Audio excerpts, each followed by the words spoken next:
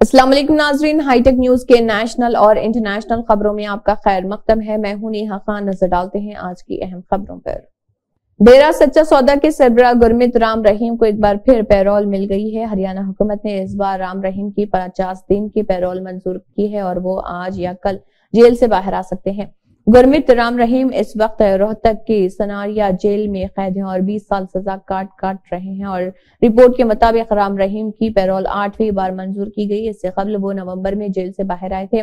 شرومنی gurdwara management committee نے پنجاب و Haryana high court میں گرمیت رام رحیم کو بار بار پیرول دیے جانے کو لے کر عرضی دائر کی تھی۔ فروری 2023 میں دائر SGPC کی درخواست کے مطابق اس مہینے میں رام رحیم کی پیرول کے لیے منظوری کیے گئے ڈویژنل کمشنر کے حکم کا جائزہ لینے سے صاف ظاہر ہوتا ہے کہ اسے ایک ایسے معاملے میں عارضی رہائی دی گئی جس میں اسے سزا سنائی جا چکی ہے، جس کے بارے میں کوئی حوالہ نہیں دیا گیا۔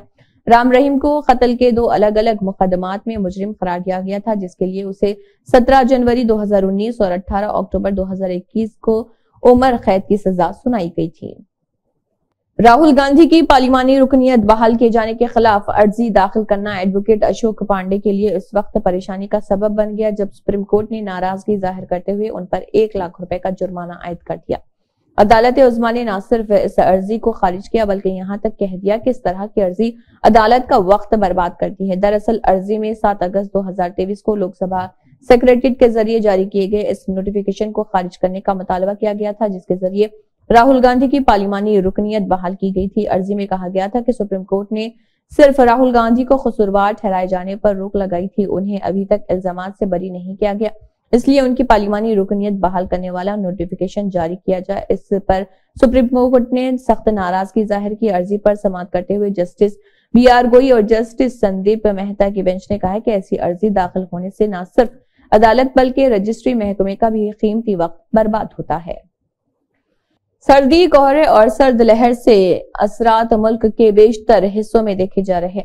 محکمہ موسمیات کے مطابق مزید کچھ دنوں تک اسی طرح کے حالات برقرار رہیں گے۔ کوہرے اور سردی کی لہر کا اثر شمال مشرقی ریاستوں میں زیادہ ہوگا جبکہ ملک کے دیگر حصوں میں موسم سرد رہنے کی امید ہے۔ محکمہ موسمیات کے مطابق جمعہ 19 جنوری 2024 کو ملک کی راجدھانی دہلی میں کم سے کم درجہ حرارت 7.1 ڈگری سیلسیس درج کیا گیا، جو موسمی اوسط سے 1 ڈگری کم ہے، جبکہ زیادہ سے زیادہ درجہ حرارت 18 ڈگری سیلسیس کے آس پاس رہنے کا امکان ہے۔ IMD کے مطابق شمالی ہندوستان میں مسلسل سرد لہر اور کوہرے کا اثر آئندہ کچھ دنوں تک اور جاری رہے گا اور لوگوں کو آئندہ 4 سے 5 دنوں تک سردی اور کوہرے سے راحت نہیں ملے گی۔ بلقیس بانو اجتماعی عصمت دری معاملے کے قصورواروں کو سپریم کورٹ نے راحت دینے سے انکار کر دیا ہے۔ عدالت نے اس عرضی پر سماعت کی جس میں قصورواروں نے خود سپردگی کرنے کی تاریخ بڑھانے کا مطالبہ کیا تھا۔ اس عرضی کو خارج کرتے ہوئے سپریم کورٹ نے واضح لفظوں میں کہا اور سبھی رہا کیے گئے قصورواروں کو 21 جنوری تک خود سپردگی کرنی ہوگی۔ جسٹس BV ناگرتنا اور جسٹس اجل بھویان کی بینچ نے اس معاملے میں سماعت کرتے ہوئے کہا کہ قصورواروں نے جو وجوہات بتائی ہیں ان میں کوئی دم نہیں ہے۔ بینچ نے اپنا فیصلہ سناتے ہوئے کہا کہ ہم نے سبھی کو دلائل بغور سنے ہیں اور درخواست گزار کے ذریعے خود سپردگی کو ملتوی کرنے اور واپس جیل میں رپورٹ کرنے کے لیے پیش کی گئی وجوہات میں کوئی دم نہیں، اس لیے عرضیاں خارج کی جاتی ہیں۔ میکسیکو اور چلی نے عالمی فوجداری عدالت سے کہا ہے کہ وہ اپنے دائرے اختیار کے تحت غزہ کی پٹی میں اسرائیل کے ممکنہ جرائم کے ارتکاب کی تحقیقات کرے۔ میکسیکو کی وزارت خارجہ نے کہا ہے کہ میکسیکو اور چلی نے ریاست فلسطین کی صورتحال پر عالمی فوجداری عدالت کی توجہ مبذول کراتے ہوئے اپنے دائرے اختیار میں جرائم کے ممکنہ ارتکاب کی تحقیقات کا مطالبہ کیا۔ وزارت خارجہ نے مزید کہا ہے کہ میکسیکو اور چلی کی جانب سے یہ اقدام تازہ تشدد اور جنگی کارروائیوں، اضافے خاص طور پر شہری ٹھکانوں پر بمباری کے پیش نظر عالمی عدالت کے دائرے اختیار کے تحت جرائم کی مبینہ مسلسل ارتکاب، خاص طور پر 7 اکتوبر 2023 کے حملے کے بعد سے بڑھتی ہوئی تشویش کی وجہ سے کیا ہے۔ گجرات کے وڈودرا میں کشتی پلٹ جانے سے پیش آئے حادثے میں 1 درجن سے زیادہ افراد کے ہلاک ہونے کے معاملے میں 18 افراد کے خلاف مقدمہ درج کیا گیا جبکہ 2 ملزمان کو گرفتار کیا گیا۔ بقایا ملزمان کو تلاش کرنے کے لیے 9 ٹیمیں تشکیل دی گئی ہیں۔ خبر رساں ایجنسی کے مطابق وڈودرا کے مضافات میں واقع ہرنی جھیل میں کشتی پلٹ جانے سے 14 اسکولی بچے اور 2 اساتذہ ڈوب گئے تھے۔ یہ افسوسناک واقعہ اس وقت پیش آیا جب 27 طلبہ کا گروپ اپنے اساتذہ کے ساتھ یہاں سیر و تفریح کے لیے پہنچا تھا۔ رپورٹ کے مطابق یہ حادثہ شام 4:45 بجے پیش آیا۔ بتایا جا رہا ہے کہ کشتی میں صلاحیت سے زیادہ افراد سوار تھے اور کسی نے بھی لائف جیکٹ نہیں پہنا تھا۔ کشتی پلٹنے کے ساتھ ہی موقع پر چیخ و پکار مچ گئی تھی۔ اطلاع موصول ہونے پر پولیس اور انتظامیہ کی ٹیم موقع پر پہنچی اور ریسکیو آپریشن شروع کیا۔ یورپ کے کئی ممالک میں شدید برف باری اور بارش کے باعث صورتحال ابتر ہو گئی ہے۔ ان انتہائی موسمی حالات کی وجہ سے پروازیں منسوخ یا تاخیر کا شکار ہو گئی ہیں اور سڑکوں پر ٹریفک میں خلل پڑا۔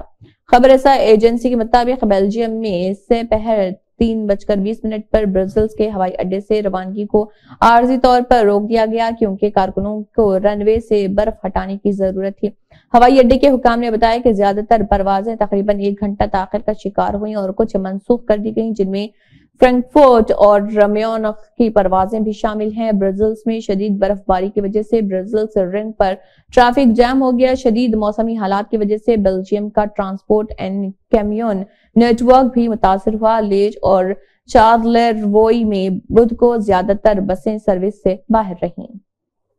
لوک سبھا 2024 کے عام انتخابات سے قبل electronic voting machine E V M اور voter verifiable paper audit trail V V PAT کے بارے میں ملک گیر بیداری پروگرام جاری ہے تاکہ شہریوں کو ووٹنگ کے عمل کا براہ راست تجربہ اور مشینوں سے واقفیت فراہم کی جا سکے۔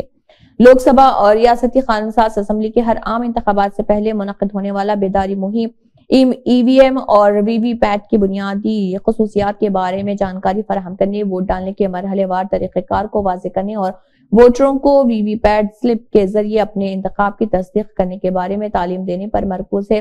جسمانی مظاہرے کے ذریعے بیداری ای وی ایم اور وی وی پیٹ کی فعالیت کی گہری تفہیم کو فروغ دیتی ہے اور غلط فہمیوں کو دور کرنے، رائے دہندگان کے اعتماد کو بڑھانے اور زیادہ باخبر اور شراکت دار رائے دہندگان کو یقینی بنانے میں اہم کردار ادا کرتی ہے۔ اس پروگرام میں 31 ریاستوں مرکز کے زیر انتظام علاقوں کے 613 اضلاع میں پھیلے 3464 اسمبلی حلقوں میں رسائی اور بیداری کی سرگرمیاں شامل ہیں۔ 5 ریاستوں کو چھوڑ کر جہاں حال ہی میں انتخابات ہوئے ہیں، عوام کو ای وی ایم وی وی پیٹ کی فعالیت دکھانے کے لیے 3500 سے زیادہ مظاہرہ مراکز اور تقریباً 4250 موبائل وین قائم کی گئی ہیں۔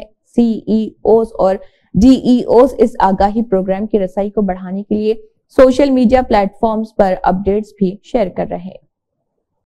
نیشنل کانفرنس کے صدر اور سابق وزیر اعلیٰ ڈاکٹر فاروق عبداللہ کا کہنا ہے کہ بھگوان رام بی جے پی یا آر ایس ایس کے نہیں بلکہ پورے دنیا کے بھگوان ہیں۔ انہوں نے کہا کہ بھگوان رام ہر جگہ موجود ہیں، جہاں مندر نہیں ہے وہاں بھی وہ موجود ہیں۔ موصوف صدر نے ان باتوں کا اظہار نامہ نگاروں کے سوالوں کے جواب دینے کے دوران کیا۔ انہوں نے کہا کہ بھگوان رام ہر جگہ موجود ہیں، جہاں مندر نہیں ہے وہاں بھی موجود ہیں، وہ دنیا کے رام ہیں، صرف بی جے پی اور آر ایس ایس کے ہی نہیں ہے۔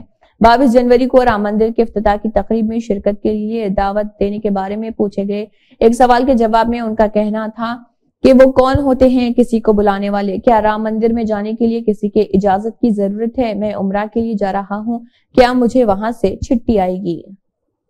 اسرائیلی وزیر اعظم بنجامن نتنیاہو نے اپنے جارحانہ عزائم کا اظہار کرتے ہوئے کہا کہ جنگ کے بعد غزہ سمیت دریائے اردن تک کا علاقہ ہمارے کنٹرول میں ہوگا۔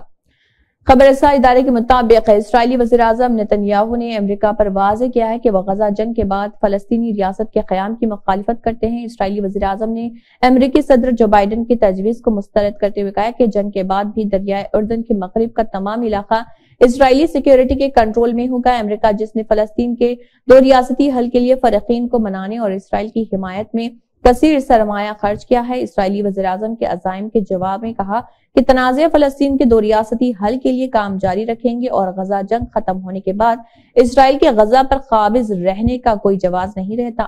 وائٹ ہاؤس کے قومی سلامتی کے مشیر جان کربی نے نتنیاہو کی تقریر کے بعد ایئر فورس طیارے میں ساتھ جانے والے صحافیوں کو بتایا کہ جنگ کے خاتمے کے بعد غزہ آزاد حیثیت میں رہے گا، غزہ پر دوبارہ قبضہ نہیں ہوگا۔ کرناٹک اسمبلی کا اجلاس 12 فروری سے 23 فروری 2024 تک منعقد ہوگا۔ وزیر اعلیٰ سدرامیا اس سیشن میں اپنا ریکارڈ 15واں بجٹ پیش کریں گے۔ اجلاس کا آغاز گورنر تھاور چند گہلوت کے اسمبلی کے دونوں ایوانوں کی مشترکہ نشست سے خطاب کے ساتھ ہوگا۔ ریاستی قانون اور پارلیمانی امور کے وزیر ایچ کے پاٹل نے صحافیوں کو بتایا کہ بجٹ 16 فروری کو پیش کیا جائے گا۔ اسی کے ساتھ ہائی ٹیک نیوز کے نیشنل اور انٹرنیشنل خبریں اختتام کو پہنچتے ہیں۔ اللہ حافظ۔